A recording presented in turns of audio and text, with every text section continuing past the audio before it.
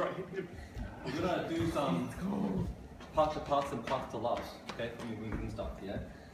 Probably don't even start from here, from reference point. I know every time we start from here and then do something, but not like that, you know, fight to actually everyone just go, oh, get ready and then launch. No, okay? Where does it come from, reference point? I could be throwing a back fist and he blocks me, throws a punch, that's my response. Yeah? So I know everyone likes starting from here because you get lazy and you do everything. But one weakness of this reference point is that once you start from here, no one starts from back here. They don't stand goofy. Yeah? They don't stand kind of warped and twisted and move around. Right? Everyone feels quite stable from here. So what happens is you always reset your body when you get to here, like, okay, everything's good, everyone's ready, now we go. That's not going to happen in a real life situation. What happens? I mean, we're exchanging things that happen. Pull. Yeah? I'm here. When I connected with his hand, I wasn't stable. My weight's 80-20, my foot's off the ground, heels up, right? I launch my Pak Sao from here.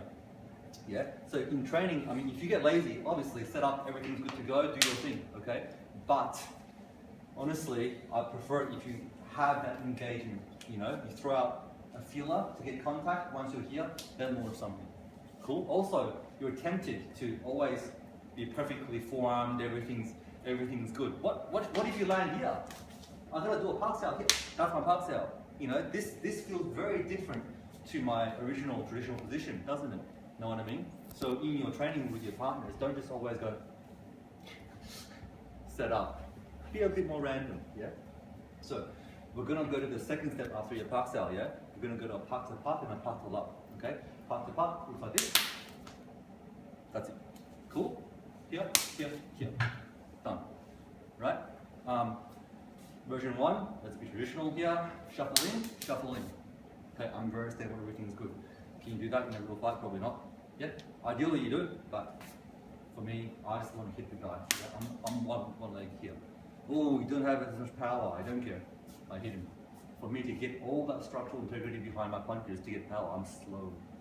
I'm very slow. Okay? So from here, 1, 2. Okay? Your initial launch doesn't have to be a straight punch. Okay? It can be a sideways back fist. It's fine. Okay? Again, we're gonna break a little bit away from tradition here. Right? So for me, I don't mind doing that. Yeah? Like even from reference point here and we're all stable. For me, straight punch, I just drill straight in. This is great. Yeah? There's no reason for me to come back here to throw a back fist. But for me, that's fine. You know what I mean? That's still, it's not slow, and I get a little bit more power in that. Yeah? So it's up to you. You can choose whatever tool you want to use for your Pak Sao. Like again, traditionally we do this, and I'm pissing up a lot of Wing Chun guys out there by doing this, but come at me, bro. Yeah, like really, for me, I want to win the fight, yeah? Tradition is very important for me. But if I'm here, I'll throw that back fist. I've got no problems doing that. I have no problems doing that. For me, I'm 50-50 straight punch, 50-50 back fist. I have no concerns, I have no qualms about doing that. I think it works fine. As a victim, how do you feel? Yeah. It's fine. Yeah? Okay? So it's the second part that I'm concerned about. It could be here on a horizontal, it could be here on a linear. Right? This hand has to come up and clear to hit. If you're fast enough, and it's speed dependent. If you're quick enough, you don't have to move in as much. Yeah? So if you're quick enough, you're already in. And the right hand is not up yet. But if you're not fast, and he is, right, he will have a response to this. It's no good, right? That's an offensive response. Even if you do a second check, yeah? Even if you do that, this is a concern, yeah? So if you watch a lot of videos for Wing Chun, they always go, Pak Sao, and they leave their hand down here for the seafood to go, I got him. I don't think so, because like, really, I've cleared this hand. Have I damaged the hand? I've just cleared the hand, right? So I'm clearing this one, I'm here. If I don't jump on this guy and I just clear this, his hand's gonna come up. Unless you're super duper fast. Which is why my preference is as I'm doing, and that's why they teach you the shuffle, right? They go from here, shuffle, to come in, right? For me, I just use the body.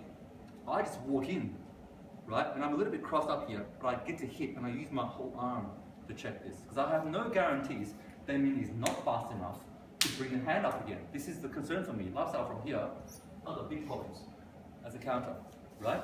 So for me, this doesn't work as well.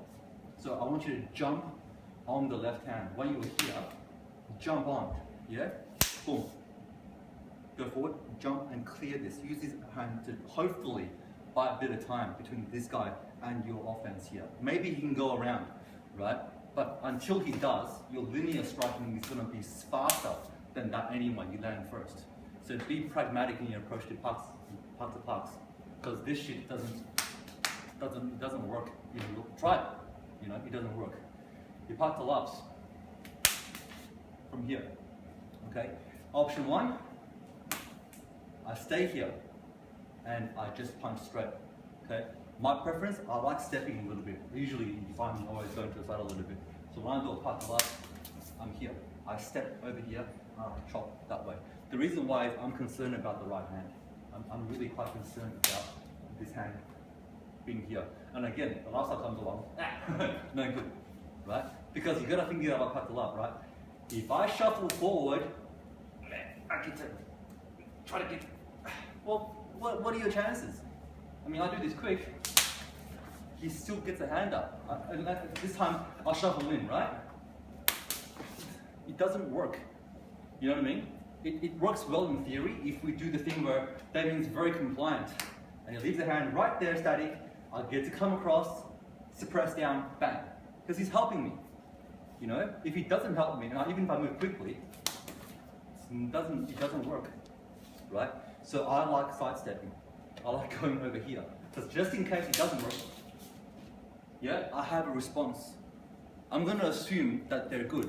Why am I doing Chun on them in the first place? I should just run. You know, if I'm going to use some kind of trapping technique, it means that they're good, you know what I mean?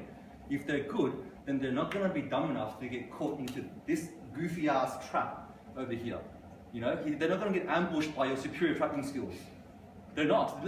By pure instinct, a human being's reflex action is like, what the fuck? Yeah, they're putting their hands up. He's not doing a Tan Sao, he's just scared. That's the whole thing. You don't need to be skillful, I don't think. You don't have to be skillful to go, stop hitting me in the face. This is an auto reflex. Yeah, right? I found the biggest thing trapping is people tense. Yeah, they tense. You go around, but you can't actually. Yeah, you can. Yeah. Freeze. So for me, with the Pak Sao, is when I've done my Pak Sao, I'm here, right? And I shoot out. Now, if he checks me here, fine, then I got something. This is better than nothing. This might work. Okay, right? Or I go circular over here. So option 1, he stops here, bang, you just launch out here straight away, right? Option 2, stop here. Yeah, you have options here. But if you're moving, even try this at 3/4 speed against someone that don't tell them to leave their hand here. That doesn't work. Yeah, it doesn't really work. You know what I mean? And I do challenge everyone, slowly speed up a little bit, because this kind of stuff is really good for getting the lines right. This is good, you know, getting your lines right. Once you have your lines right, you have to understand the opponent doesn't know your lines. And the opponent doesn't fight like you're sparring, because we're used to each other. Like we're sort of pretty familiar with our lines, we're pretty familiar. But the guy you're fighting against on the street, they might not fight like this, they might instinctively put their hands up, they might elbow up and try and box you, all that kind of stuff. Be aware of that. So once you have your lines straight and proper and perfect, start speeding up. And once you speed up, you're going to find many, many errors. Falls apart. Yes, indeed it does. And try to do this to someone who doesn't do any training. Like not a random person on the street. That's called assault. Don't just go to Safeway, you know, Mike doesn't want fries with that. You start, you know, try to find a mate of yours, right? And just get some hands-on experience, and you'll find a lot of this shit doesn't work. They might not block like this. We're trying to do this. You know, they might block the left hand and go, look, do you lifestyle here? Do you pass? You have your variation. You have techniques for that, right? But not everything is going to go according to plan. Okay? So part to part, you're in. Yeah, you need to get in there. You're already in. Yeah, part to up, you're already in. Okay? And if he checks, straight away change your lines. Understand it? Because if you've got linear and your technique isn't, you know, we're not doing anything too complicated with the Chuns, right? If your technique isn't completely, straight away, switch out straight away and do something else. because whatever you're doing, they're used to it. Doesn't work. Yeah, whatever you're doing, because did you guys see a lot of Wing Chun tournaments before? You just YouTube this stuff, what you see is this. And they put their heads back, yeah? And they keep on trying to, like, it doesn't work, okay? So forward aggression, run in, and your angles are very important, yeah? Your part to parts, I'm gonna exaggerate a little bit, right? And it's a little bit offline. I do shit like this. I just jump on him. And this works. It's very unorthodox, and I'm gonna get a lot of criticism from it. But for me, if I'm here, I'm just gonna start hammering in, change lines. That's you know that because I'm just gonna jump on the person and start smashing. There's no reason why you can't just start hitting from here.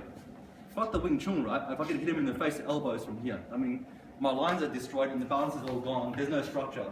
If I get to hit the bloke, you know, that's what I really want. Because the trapping is only a skill set. Don't focus too much on this shit. It's a fight, yeah? Your aim, number one prerogative is to strike, strike, strike. The trapping, this is only to get in so that we can get to a strike here. You know, if you see that keep on doing, what is that? What is that? There's no point doing that stuff, yeah? And he might have friends. Everyone clear on that? So, part to part, yeah? Yeah, part to lot.